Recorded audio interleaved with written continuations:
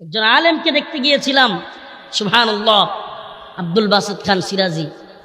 হুজুরের যে ছবি আমি পায়ের দেখে এসেছি, পা ফুলে গেছে, আঙ্গুলগুলো এমন ভাবে কাটছে যেটা বলার মতো না, মানে এত সিরিয়াস অবস্থা। এর মধ্যেও আল্লাহর বান্দা পাটাকে দুইটা বালিশের উপরে দিয়া ইটের মধ্যে ইটের মধ্যে তায়াম্মুম করে নামাজ পড়তেছে। সুবহানাল্লাহি ওয়া বিহামদিহি, সুবহানাল্লাহি ওয়া বিহামদিহি। এজন্য বলছি যে আমরা দিন বুঝি না। আমি মুরব্বীদেরকে দেখাই, সবাইকে দেখানো সম্ভব না। এই যে দেখেন অবস্থা, দেখেন অবস্থা, এই যে দেখেন, এটা দেখানোর মতো না রে ভাই, দেখানোর মতো না। পায়ের অবস্থা ভয়াবহ। এই পাটাকে দুইটা বালিশের উপরে রেখে পা ফুলে গেছে, আল্লাহর বান্দা নামাজ পড়তেছে ইটের মধ্যে অজু করে। আমি এটা দিতাম না ভিডিওটা, অনলাইনে আমি আমার পেজ থেকে ভিডিওটা দিয়েছি হুজুরের, যে এই অবস্থাটার, এবং নামাজ পড়তেছে এবং ইটের মধ্যে তায়াম্মুম করতেছে। নামাজের গুরুত্ব তারা বুঝছে, নামাজের কত গুরুত্ব। আর তুমি যুবক কি বলো? হুজুর নামাজের দাওয়াত দিলে কয় হুজুর প্যান্ট ভালো না। তুই কি বড় মুচ্ছা দিছিস নাকি প্যান্টে? কি আজীব হালত। জিজ্ঞেস করলে কি কয়? প্যান্ট ভালো না। তোর প্যান্ট ভালো হইব কবে?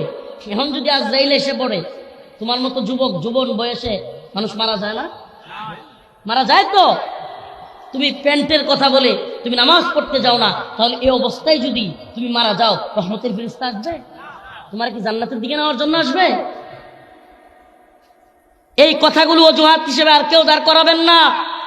নামাজ পড়তে পারেন না, যদি নামাজ নাও পড়তে পারেন আল্লাহ মাফ করুক, নামাজ পড়া যাবে না, পড়বেন না, এটা বলতে পারবো না।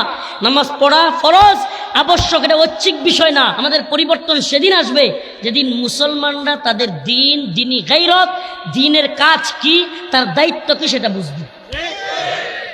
দায়িত্ব ভাই জোর করে দেওয়ার বিষয় না, দায়িত্বশীলতা জোর করে চাপায়া দেওয়ার জিনিস না। আপনাকে বুঝতে হবে আমার দায়িত্ব কি, আমার কর্তব্য কি, দিন বিজয়ী কাফেলার জন্য কি কি করতে হবে। অনেক কথা বলে ফেললাম প্রিয় হাজিরিন। যে কথাই ছিলাম ইস্তাইনু বিসসবরি ওয়াসসালাহ, আমাদেরকে আল্লাহ পাকের কাছে চাইতে হবে সবর এবং ধৈর্য এবং নামাজের মাধ্যমে। অথচ আমাদের তো নামাজ পড়ি না। যুবক, ওই যে কথা থেকে গেছিলাম, যুবক খুব শক্তিশালী, মনে আছে? বিশাল শক্তিশালী, এলাকায় দাপটেরও অভাব নাই। কিন্তু দিন শেষে এই যুবক ফজরের নামাজের আজানের সময় সারা শরীরের শক্তি দিয়াও তার গায়ের কম্বলটা ফেলে মসজিদে যেতে পারে না। তোমার কি শক্তি, তুমি কি শক্তিশালী হইলা? ফজরের নামাজের কম্বলটা উঠাইয়া মসজিদ পর্যন্ত যাবা, এই শক্তি তোমার নাই।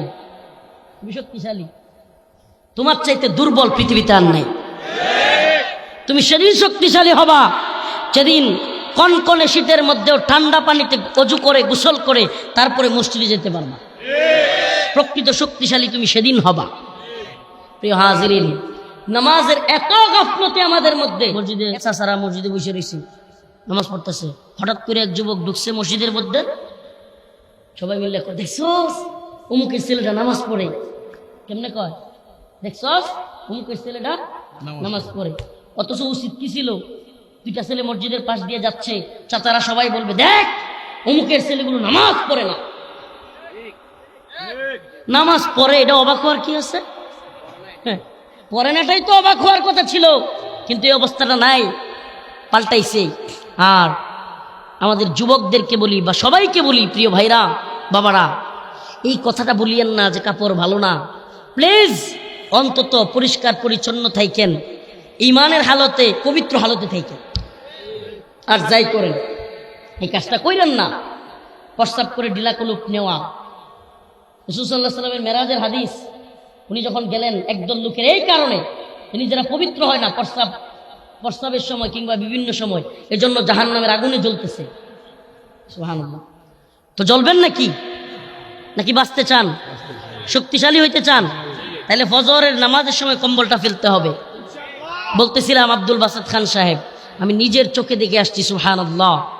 ইট দিয়া তায়াম্মুম করে পাটাকে উপরে তুলে তারপরে নামাজ আদায় করতেছেন। আল্লাহ পাক হজরতকে, আজকে পাটা অনেক ফুলে গেছে, আল্লাহ পাক হজরতকে দ্রুত সুস্থতা দান করুন। আরো জোরে বলেন আমিন।